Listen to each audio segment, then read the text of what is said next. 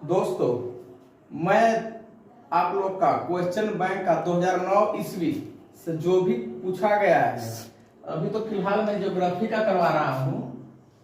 Geography का करवा रहा हूँ। ज्योग्राफी क्वेश्चन का आप लोग के पास क्वेश्चन भी अवेलेबल करवा देता हूँ इसके माध्यम से, और उसके आंसर का डिस्कशन भी करवा देता हूँ। बस आप लोग इसे ध्यान से सुने और समझें, और जो भी परेशानी होगा उसे कमेंट करके बता दें। ठीक। फर्स्ट क्वेश्चन है मेट्रो रेलवे क्या है। फर्स्ट क्वेश्चन है मेट्रो रेलवे क्या है।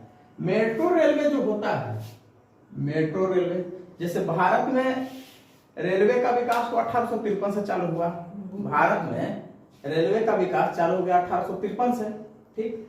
1853 में भारत मेट्रो रेलवे जो होता है वो भूमिगत रेलवे होता है। इसका अर्थ यह होता है कि यह रेलवे आपको अधिकांशतः कहाँ चलती है? भूमि के अंदर चलती है।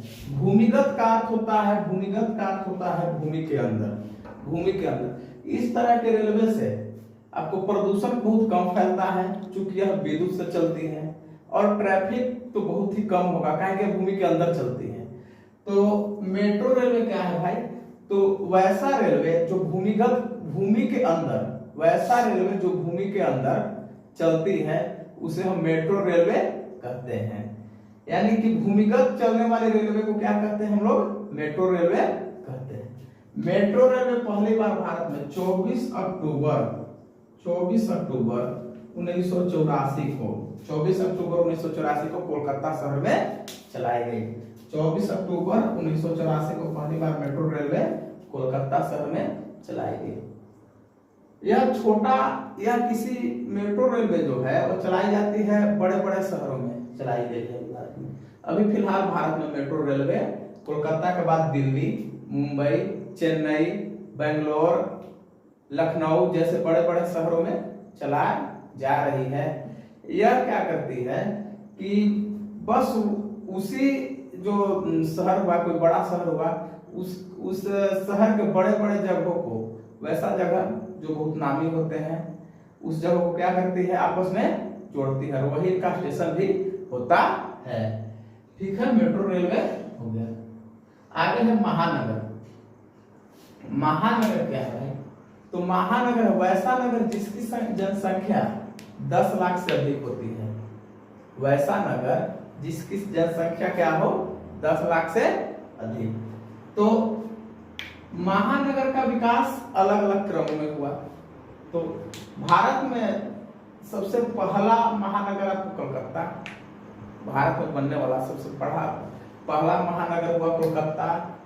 फिर उसके बाद मुंबई, दिल्ली, चेन्नई, और अब तो इस लिस्ट में बहुत सारे नाम आ गए हैं, जैसे आपको लखनऊ, पुणे, भोपाल, इंदौर, पटना, जो इन जगहों की जनसंख्या जो है 10 लाख से अधिक है। तो हम इन शहरों को महानगर बोल सकते हैं। वैसा नगर जिसकी जनसंख्या क्या हो? 10 लाख से अधिक हो, जैसे कलकत्ता, मुंबई, चेन्नई, नई दिल्ली इत्यादि। अगला क्वेश्चन है, भारत में सिंचाई के कौन कौन से साधन हैं? देखिए, भारत में सिंचाई के बहुत से साधन हैं, समझे ना, लेकिन सब क्षेत्र आधारित है। जिन क्षेत्रों में नदियां ज्यादा है तो नदियां पर बांध बनाकर वहां से नहरें निकाले गए हैं, और जिन जगहों पर नदियां कम है या नहर नहीं निकाली गई है, या वहां का भूमि थोड़ा ज्यादा ऊंचा है और सभी जगहों के भूमि के मुकाबले, तो उस जगह पर तालाब का निर्माण किया जाता है, बरसात का पानी इकट्ठा कर लिया जाता है, और फिर उस पानी का यूज हम लोग सिंचाई के, वहां के जो लोग होते हैं सिंचाई में करते हैं। फिर आपको ट्यूबवेल का भी लोग क्या कर रहे हैं? उपयोग कर रहे हैं, जिसमें धरती के अंदर के पानी को निकालकर हम लोग सिंचाई करते हैं। ट्यूबवेल हो गया। तो इसका एग्जाम्पल हो गया भारत में सिंचाई के साधन। पहला हो गया नहर, ठीक। दूसरा हो गया आपको तालाब, तीसरा हो गया ट्यूबवेल, चौथा हो गया कुआं। कहीं कहीं कुआं से भी सिंचाई किया जाता है, कुआं में पानी को स्टॉक कर लिया जाता है, फिर से जब जरूरत पड़ता है तो उस पानी को किसी माध्यम से बाहर निकाल कर सिंचाई के रूप में उसका प्रयोग किया जाता है। इसमें आप अपने मन से भी कुछ जोड़ सकते हैं जो आपके आसपास कुछ सिंचाई के अन्य साधन हो। ठीक। चौथा है बहुउद्देशीय योजना। चौथा है बहुउद्देशीय। अब बहुउद्देशीय क्या है भाई? बहुउद्देशीय, इसको हम लोग तोड़ते हैं, इसका हम लोग तोड़ते हैं, संधि विच्छेद करते हैं। बहु से हुआ बहुत और उद्देश्य से उद्देश्य। इसका क्या हुआ अर्थ भाई? तो वैसा योजना जिसमें एक साथ ढेर सारे उद्देश्यों की पूर्ति हो, काम एक हो लेकिन लाभ अनेक हो। समझे? तो बहुउद्देशीय का अर्थ यही होता है जिसमें एक साथ कई उद्देश्यों की पूर्ति हो, यानी कि एक काम से लाभ अनेक। समझे ना? एक कार्य से अनेक उद्देश्यों की पूर्ति होना ही बहुउद्देशीय योजना या परियोजना कहलाता है। ठीक। जैसे इसका सबसे अच्छा एग्जांपल है, हम लोग क्या करते हैं, किसी नदी पर बांध बना देते हैं। क्या किए? किसी नदी पर बांध। अब नदी पर बांध बनाने से फायदा क्या हुआ? तो नदी पर बांध बनाने से बहुत सारे फायदे हैं। जैसे जब हम नदी पर बांध बनाते हैं, नदी पर भाई बांध बनाए, तो नदी पर जब हम बांध बनाते हैं तो उसके बाद नदी पर बांध बनाने से सबसे पहला यूज है उसका सिंचाई। क्या है? सिंचाई। सबसे पहला यूज है सिंचाई, सबसे पहला फायदा है सिंचाई। नदी पर बांध बनाकर नहरें निकाली जाती हैं और उन नहरों को वैसा क्षेत्र में पहुंचाया जाता है जहां पर सिंचाई का कोई और सुविधा नहीं। ठीक। क्योंकि नदियों का पानी क्या है, व्यर्थ बह जाता है, उससे अच्छा है कि उसका यूज हम लोग किस चीज में कर ले, सिंचाई में कर ले। ठीक है। दूसरा का है आपको यूज इसका बिजली बनाने में। जब हम किसी नदी पर बांध बना लेते हैं तो वहां पर हम लोग क्या लगा देते हैं, पनबिजली। पनबिजली वहां पर बनने लगता है। पानी से बनने वाले बिजली को हम लोग क्या बोलते हैं? पनबिजली बोलते हैं। ठीक। तीसरा वहां पर यूज है कि वह वहां पर आपको मछली पालन आदमी करना चालू कर देता है। क्या करना? मछली पालन। अब कैसे मछली पालन करता है भाई? तो कुछ बताते हैं एग्जांपल। जैसे कहीं पर कोई बांध है तो बांध के पीछे ढेर सारा स्टॉक रहता है पानी, उसमें ढेर सारी मछलियां पाई जाती हैं। आदमी क्या करता है? उस मछली को निकालता है, निकालकर बेचता है। यह एक आय का प्रमुख स्रोत बन जाता है। तीसरा, चौथा है रोजगार को बढ़ावा। रोजगार को बढ़ावा। जिस जगह पे बांध बन जाती है वहां पर लोग घूमने के लिए भी आते हैं। किस लिए आते हैं? घूमने के लिए भी आते हैं। जब घूमने के लिए आते हैं तो वहां आसपास दुकानें खुल जाती हैं, आवागमन चालू हो जाता है। तो इसलिए वहां पर बांध बनाने से क्या होता है कि वहां लोग आना जाना चालू कर देते हैं, क्योंकि जहां बांध बनता है वहां पर उसकी खूबसूरती जो है बहुत बढ़ जाती है। ठीक। उससे लोगों को रोजगार मिलता है, आवागमन चालू हो जाता है, फिर से वहां पर दुकानें खुल जाती हैं। और पांचवा है पर्यटन। पांचवा जो प्रॉफिट है आपको बहुउद्देशीय योजना, उसका क्या है? पर्यटन, यानी कि टूरिस्ट प्लेस। लोग वहां पर घूमने भी आते हैं। तो बहुउद्देशीय योजना समझ गए कि वैसी सरकार द्वारा चलाई जाने वाली वैसी योजना जिसमें एक साथ कई उद्देश्यों की पूर्ति हो, उसे बहुउद्देशीय योजना कहते हैं। जैसे किसी नदी पर जब हम बांध बनाते हैं, किसी नदी पर जैसे हम बांधते हैं तो उससे होने वाली पहला लाभ है सिंचाई। खेतों तक पानी पहुंचता है जहां पर खेत नहीं पानी पहुंचने लायक है। ठीक है, नहरों द्वारा। सेकंड है आपको बिजली उत्पादन, बिजली का उत्पादन होता है। थर्ड है आपको मत्स्य पालन, उसमें मछली आदमी पालना चालू कर देता है। चौथा है आपको पर्यटन। क्या है? वह एक प्रमुख पर्यटन का केंद्र बन जाता है। ठीक है। अब हम लोग आगे क्वेश्चन में आते हैं। आधुनिक निर्माण उद्योग क्या है? आधुनिक निर्माण उद्योग। अब भाई आधुनिक निर्माण उद्योग क्या है तो समझिएगा, आधुनिक निर्माण उद्योग क्या है। आधुनिक मतलब होता है मॉडर्न, इसको इंग्लिश में हम लोग बोलते हैं मॉडर्न, समझे ना। और निर्माण उद्योग, निर्माण उद्योग का होता है कोई नई नई बिल्डिंगें बनाना, समझे ना, नई नई बिल्डिंगें बनाना, नया नया स्कूल बनाना, ठीक, चाहे कोई नया नया फैक्ट्री बनाना। तो आधुनिक निर्माण उद्योग देखिए, जैसे है आधुनिक निर्माण उद्योग, अभी क्या है आधुनिक जो है इसको हम लोग बोलते हैं मॉडर्न। निर्माण उद्योग समझ रहे हैं, यानी कि निर्माण उद्योग मतलब निर्माण करना, वैसा उद्योग जिसके माध्यम से निर्माण होता है।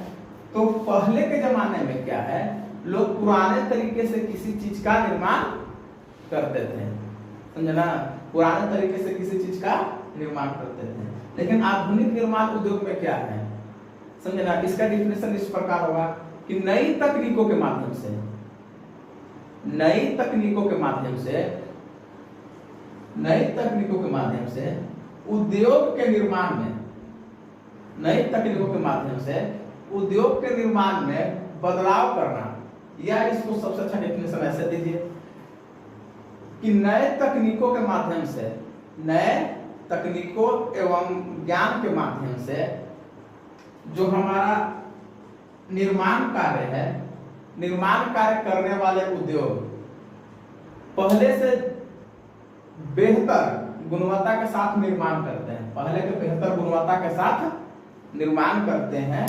तो जिसमें बड़े बड़े मशीनों का इस्तेमाल भी होता है, आधुनिक मशीनों का इस्तेमाल भी होता है, उसे हम आधुनिक निर्माण उद्योग करते हैं।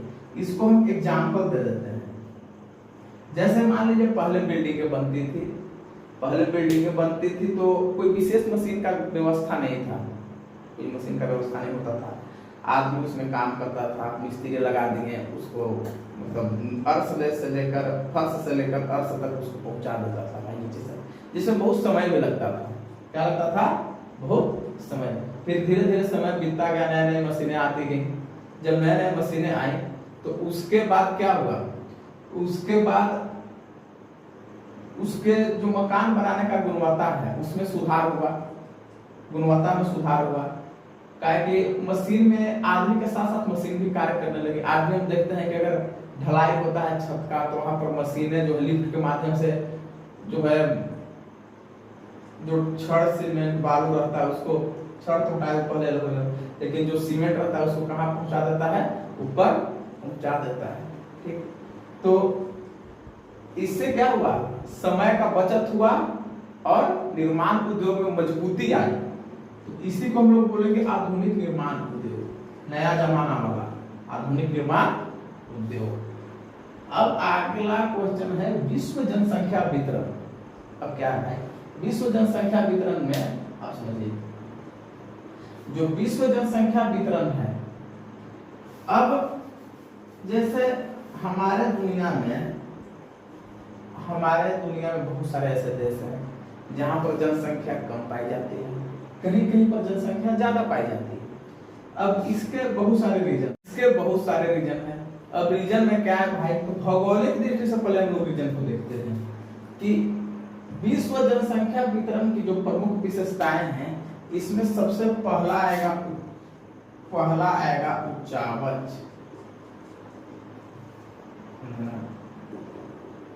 पहला आएगा उच्चावच। तो इसमें क्या है कि वैसे जगहों पर लोग ज्यादा निवास करना पसंद करते हैं जहां पर मैदानी भाग हो, पर्वतीय प्रदेशों में लोग निवास करना कम पसंद करते हैं।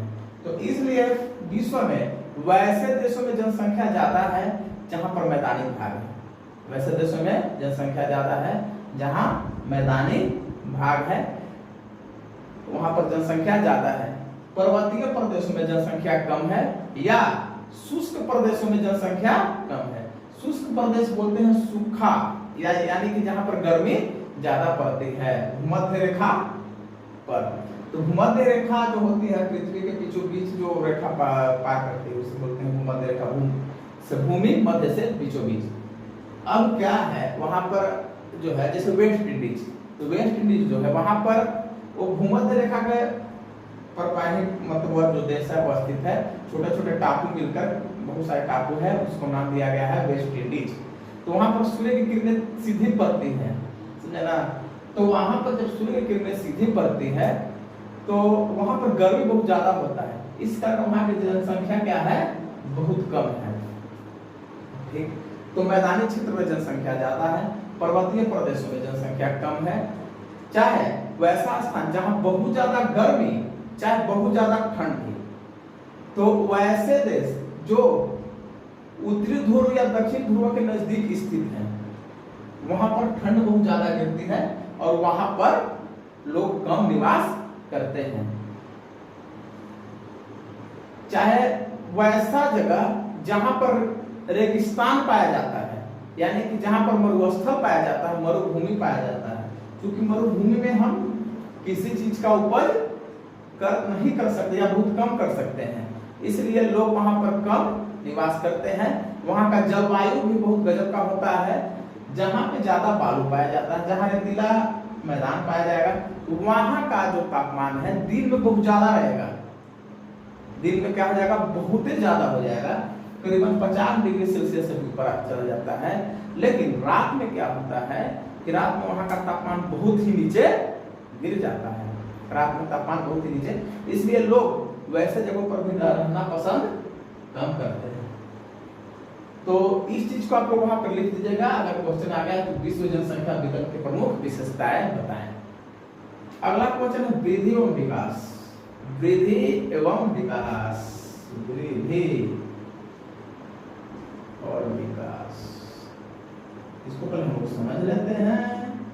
वृद्धि जो है, वृद्धि दो तरह से होता है, चाहे तो ऊपर न तो नीचे, धनात्मक ऋणात्मक, प्लस माइनस, पॉजिटिव नेगेटिव, ये दोनों चीज होगा।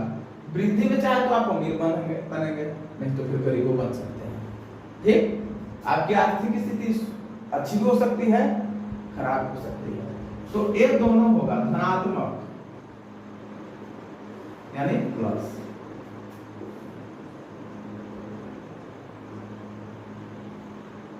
और ऋणात्मक यानी माइनस।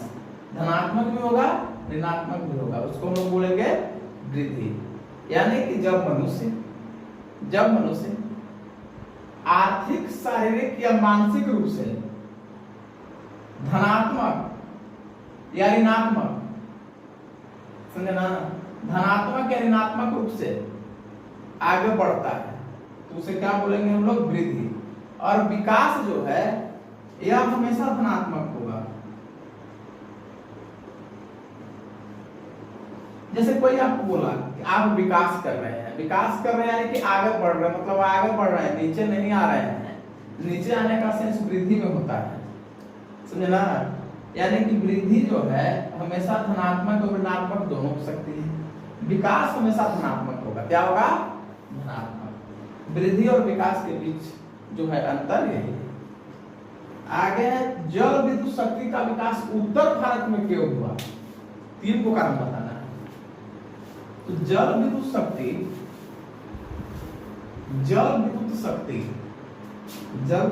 क्या है भाई, इसी को हम लोग बोलते हैं पन बिजली। नदी पर बांध बना दिए, वहां लगा दिए डायनेमो, क्या लगा दिए, डायनेमो। और जब डायनेमो घूमती है तो डायनेमो क्या है, एक यंत्र है, मशीन है, यंत्र है। तो घूमी तो यांत्रिक ऊर्जा उत्पन्न की, और डायनेमो ही बनाते यांत्रिक ऊर्जा को विद्युत ऊर्जा में, कौन सी बनाई, विद्युत ऊर्जा में। और उसी को हम लोग जो विद्युत बनता है, जो बिजली उत्पन्न होती है, उसको बोलते हैं पन बिजली। तो पन बिजली, जल विद्युत शक्ति का विकास उत्तर भारत में क्यों हुआ भाई, दक्षिण भारत में क्यों नहीं हुआ। देखिए 2-3 रीजन है। उत्तर भारत में अधिकांश नदियां जो है, उत्तर भारत में जो अधिकांश नदियां हैं वो आपको हिमालय पर्वत से निकलती है। कहां से निकलती है, हिमालय पर्वत से निकलती है। जब हिमालय पर्वत से निकलती है तो हम लोग को तो इतना जानते हैं कि हिमालय पर्वत पर वर्ष भर बर्फ जमा रहता है, वर्ष भर बर्फ जमा रहता है, जिसका रीजन ये होता है कि गर्मी के दिनों में जब सूर्य का प्रकाश हिमालय पर्वत पर पड़ती है तो जो बर्फ है वो पिघल कर कहाँ आ जाता है, नदियों में आ जाता है। इसलिए हिमालय नदी से निकलने वाली नदियां जो है, सॉरी हिमालय पर्वत से निकलने वाली जो नदियां हैं उसमें वर्ष भर पानी रहता है। तो उत्तर भारत में बहने वाली प्रमुख नदी है गंगा, यमुना। गंगा है, यमुना है और ढेर सारी नदियां हैं। तो इसमें चूंकि सालों भर पानी रहता है, समझे ना, तो इसलिए जल विद्युत का विकास जो है उत्तर भारत में हुआ। पहला रीजन ये है कि इससे निकलने वाली जो भी नदियां हैं उसमें वर्ष भर पानी रहता है, और वर्ष भर जब पानी रहेगा तो उस पर जब बांध बनाएंगे तो गर्मी के दिन में उसमें पानी स्टॉक रहेगा और वह पन बिजली उत्पन्न करता रहेगा। दूसरी जो उत्तर भारत में बहने वाली नदियां हैं वे अधिकांशतः संकरी घाटियां से होकर गुजरती है। किससे? संकरी घाटियां से, क्योंकि यहाँ पर मैदान भी है और घाटी भी है, समझे ना। क्या है? संकरी घाटियां से, जिससे उसका प्रवाह क्या होता है, जल प्रवाह उसका तेज होता है। और जब तेज जल प्रवाह होगा तो डायनामो को तेजी से घुमाएगा, तेजी से घुमाएगा तो बिजली ज्यादा उत्पन्न होगा। तो दो नदी आपका हो गया। तीसरा है कि जल विद्युत शक्ति का विकास उत्तर भारत में होने के पीछे एक रीजन और है कि चूंकि भारत में अधिकांश फैक्ट्रियां जो है उत्तर भारत में ही पाई जाती है, उत्तर भारत में ही पाई जाती है। यहाँ पर बनने वाला जो पन बिजली है यानी कि जल विद्युत शक्ति है वो ज्यादातर फैक्ट्रियों को भेजी जाती है, फैक्ट्रियों को भेजी जाती है, जिससे सरकार को अच्छा खासा आमदनी हो जाता है। तो जल विद्युत शक्ति के विकास उत्तर भारत में क्यों हुआ, इसके 3 रीजन आप लोग के समक्ष मैंने प्रस्तुत किया। एक मैंने क्वेश्चन आज कराया, ये 2009 में क्वेश्चन पूछा गया है, आपको लघुत्तरीय प्रश्न है, ज्योग्राफी सब्जेक्ट में पूछा गया है, सब्जेक्टिव है। तो आपका कर्तव्य है कि ये जो 8 क्वेश्चन है ये सब इंपॉर्टेंट क्वेश्चन है। आप इस क्वेश्चन को हमारे वीडियो के माध्यम से समझें, फिर उसको लिखने का प्रयास करें, फिर देखें कि अगर कोई प्रॉब्लम हो रहा है तो आप कमेंट में उस प्रॉब्लम को फिर से मतलब लिख सकते हैं। अगला वीडियो में हम उसका निदान कर देंगे, ठीक। और वीडियो को पूरा देखें, अगर किसी चीज समझ में आपको नहीं आ रही है उसको बार बार देखें। अगला बार जो है, अगला वीडियो हम जो है 2010 का, यहाँ पे 10 रहेगा, 2010 सब्जेक्टिव रहेगा, लघुत्तरीय प्रश्न ज्योग्राफी। आज मैंने 8 क्वेश्चन कराए, इस 8 क्वेश्चन को आप लोग को याद कर लेना है। धन्यवाद।